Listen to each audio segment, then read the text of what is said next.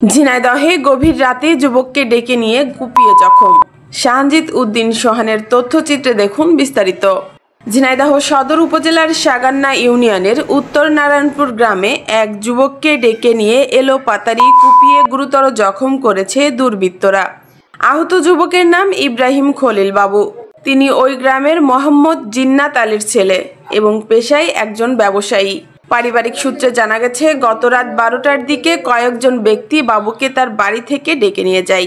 কিছুক্ষণ পর স্থানীয়রা তার চিৎকার শুনে দৌড়ে গিয়ে রক্তাক্ত অবস্থায় উদ্ধার করে ঝিনাইদহ সদর হাসপাতালে ভর্তি করেন।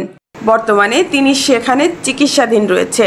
কে বা কারা এ হামলার সঙ্গে জড়িত এবং কী কারণে তাকে কুপিয়ে জখম করা হয়েছে তা এখনও জানা যায়নি। ঘটনাটি এলাকায় চাঞ্চল্যের সৃষ্টি করেছে। কি হয়েছে এখন আমি তো বলতে পারবো না। ও বাসায় আসলো, খাবার খেলো, খেয়ে বেরিয়ে গেল। বললাম এখন যেও না, বললো আমি আসছি এখন। তো শুয়ে পড়ে বলে বাইরে গেল। 10-15 মিনিটের ব্যবধানে চিল্লাপাল্লা শুনে আমি ঘুমিয়েও পড়িনি, জেগেই রয়েছি। এক রুমে থেকে আরেক রুমে যাওয়ার সুযোগও পাইনি। 10-15 মিনিটের ভিতরে চিল্লাপাল্লা শুনে আমি বাইরে দৌড়ে আসলাম। এসে ও তো গলির মধ্যে পড়ে থাকলো। ওকে না ধরে আমি যে ওকে আঘাত করেছি সে দেখলাম যে দাঁড়িয়ে রয়েছে। ওরা দুজন হস্তাহস্তি করছে। আমি চিল্লাচিল্লি করে করে তার পাটা জড়িয়ে ধরেছি। সে আমরা ধারা লাথি মেরে দৌড় দিল। গেট ভেঙে, আমাদের বাসের গেট আছে, গেটটা ভেঙে এবার আমি তার পেছন পেছন অনেকখানি গেলাম, যে ধরতে পারি না, সে চলে গিয়েছে। শুধু না, আমি চিনি না। না, আমি ওর ব্যাপারে কম জানি। ও পুরুষ লোক, বাইরে কোথায় থাকে। ওর বেশিরভাগটা এখন অসুস্থ একটু, এই জন্য বাড়িতেই থাকে। তার সঙ্গে ফোনে অত একটা যোগাযোগ নেই। এখন আগের কোনো কেউ শত্রুতা আছে কিনা সেটা আমার অজানা। আমি মোহাম্মদ ইব্রাহিম হোসেন বাবু, ডাক বাংলা সাধুয়াটি, উত্তর নারায়ণপুর, সাগান্না ইউনিয়ন 3 নম্বর ওয়ার্ড। মূলত ঘটনা হচ্ছে, খাবার শেষ করে বাসার বাইরে গেছি এক বড় ভাইয়ের ফোন পেয়ে, সাবু ভাই।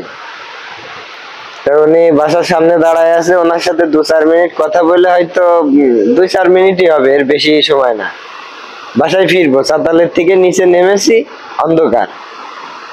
এর ভিতরে আমি গলি ক্রস করব, মানে বাসা ঢুকবো আর কি, রুমের দরজার সামনে দেখি সামনের থেকে এসে হিট, মানে আমারই রান্নাঘরের গলি থেকে। যখন হিট করেছে তখন আমি তো হাত দিয়ে ওটা ঠেকাবো। এর ভিতরে আমার মনে হলো পেছন থেকেও কেউ হিট। যে পেছন থেকে, তাকে মনে হয় আমি তার তলপেটে হিট করেছি। এরপরে ও সরে গিয়েছে, ও তো আর উঠে দাঁড়াতে পারেনি, ও পলিয়েছে। সামনে থেকে যে সে একের পর এক হিট করেই গিয়েছে। এখন এদের দুজনের ছিল মুখ বান্ধা, লুঙ্গি পরা। আমি চিনতে পারিনি সেভাবে। আর সামনের জনের মুখে হিট করেছি। ওর ফেসটা যদি খেয়াল করা হয় বোঝা যাবে সন্দেহমূলক। ওরা দুজন ছিল সম্ভবত। এটা রাত 12টার পরে, নিজ বসত বাড়িতে। রাত 12টার পরে বলতে ওই সময় 1টা বাজে। সন্দেহ বলতে হয়তো ব্যবসা সংক্রান্ত কিংবা অন্য ব্যাপার হতে পারে। তবে আমার যতটুকু মনে হয়, এরা নিজের দোষ গোপন করার জন্য অনেক তথ্য ইতিমধ্যে আমি পেয়ে গিয়েছি, বা এরা দোষী এমন তথ্য আমার কাছে আছে। এরা হচ্ছে মাদক সংক্রান্ত ব্যাপার আছে, এরা মাদকের ব্যবসা ট্যাবসা করে। আবার অনেক ব্যাপার আছে যে শত্রুতামূলক। এখন আমি থাকলে হয়তো এদের কোনো কাজই সম্পূর্ণ হচ্ছে না, গরিবের পরে জুলুম করতে পারছে না।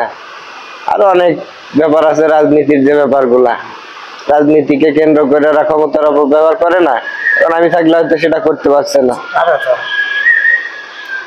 এখন সন্দেহমূলক ভাবে না বলাটাই আমার ঠিক হবে। আমি যেহেতু কাউকে চিনতে পারিনি, এতে আমি সুস্থ হওয়ার পরে নিখুঁত ভাবে নিজেরটা নিজেই হয়তো। আমি ব্যবসা বাণিজ্য করে থাকি ছোটখাটো করে, অনেক সময় রাজনীতির সাথেও জড়িয়ে থাকি।